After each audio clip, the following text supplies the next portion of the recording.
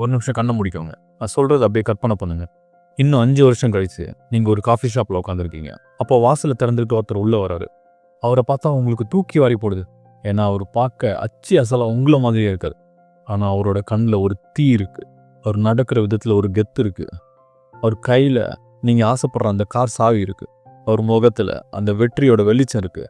அவர் யார் தெரியுமா? அவர் தான் the version of you who don't give up. இப்போ அவரையும் உங்களையும் கம்பேர் பண்ணி பார்க்குறீங்க. 2 பேருக்கும் கிடைச்சது அதே 24 மணி நேரம் தான், அதே திறமை, அதே சூழ்நிலை. ஆனால் அவர் ஒரு லெஜண்டு, நீங்கள் இன்னும் ஒரு ஆவரேஜ். இந்த நபர் உங்கள் பக்கத்தில் வந்து உட்காந்து உங்கள் கண்ணை பார்த்து ஒரு கேள்வி கேட்குறாரு. நான் செஞ்சதை ஏன் நீ செய்யலை? அந்த கேள்வி உங்களுக்கு வலிக்குதுல. அவர் என்ன பெருசாக செஞ்சிட்டாரு? நீங்கள் அலாரம் அடித்து போஸ்ட்போஸ் பண்ணீங்க, அவர் எழுந்துட்டார். நீங்கள் பயந்துக்கிட்டு ரிஸ்க் எடுக்கல. அவர் நஷ்டமானாலும் பரவாயில்லன்னு இறங்கி வேலை செஞ்சார். நீங்கள் நெட்ஃப்ளிக்ஸை பார்த்து டைம் வேஸ்ட் பண்ணிட்டீங்க. ஆனால் அவர் புதுசாக ஏதோ ஒன்று கற்றுக்கிட்டு இருந்தார். அந்த சின்ன வித்தியாசம் பெரிய பெரிய விஷயங்கள்ல இல்லை, அது அந்த சின்ன சின்ன மைக்ரோ டெசிஷனில் தான் இருக்குது. இப்போ உங்கள் முன்னாடி ஒரு சாய்ஸ் இருக்குது. அந்த வெர்ஷன் 2.0 உங்களை பார்த்து சிரிக்கிறாரு. அவர் சொல்கிறாரு, என்னை நீ தேடி வரவே தேவையில்லை, நான் உனக்குள்ளே தான் இருக்கேன்.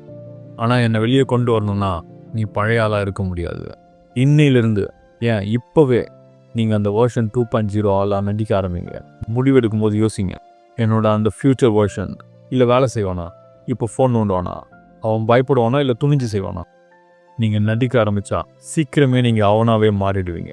இப்போ கண்ணை தரங்க, கண்ணாடி முன்னாடி போய் நில்லுங்க. அங்கே நிற்கிறது பழைய ஆள் கிடையாது, வருங்காலத்தில் ஜெயிக்க போகிற அந்த legend. Don't wait to become successful, be successful now. நீங்கள் மாற தயாரா?